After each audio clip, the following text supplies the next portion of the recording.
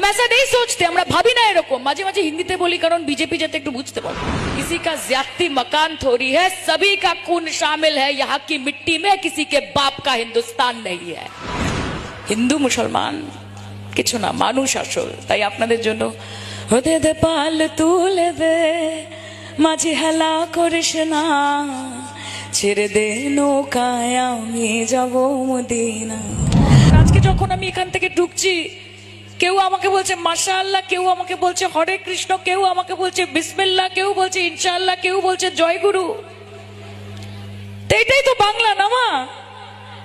আজকে তোমরা বাইরে থেকে বর্গি এনে পশ্চিমবঙ্গের মানুষের মধ্যে বিভেদ ঘটানোর চেষ্টা করবে, হিন্দুর সঙ্গে মুসলমানের দাঙ্গা বাঁধানোর চেষ্টা করবে, ব্রাহ্মণের সঙ্গে কায়স্তর বিষম ঘটানোর চেষ্টা করবে, আদিবাসীর সঙ্গে দলিতের যুদ্ধ লাগানোর চেষ্টা করবে। বাংলার মানুষ হাতে হাত দিয়ে বসে থাকবে না।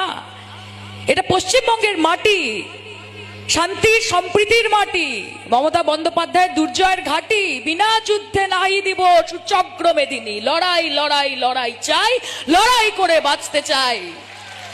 চোখে চোখ রেখে লড়াই হবে, কাঁধে কাঁধ মিলিয়ে মা বোনেদের সাথে পায়ে পা মিলিয়ে লড়াই হবে। তোমরা কি ভাবছো আমরা তার শিক্ষায় শিক্ষিত, তার দীক্ষায় দীক্ষিত? আমরা বলি তু হিন্দু বনেগা না মুসলমান বনেগা, ইনসান কি औलाद है इंसान बनेगा।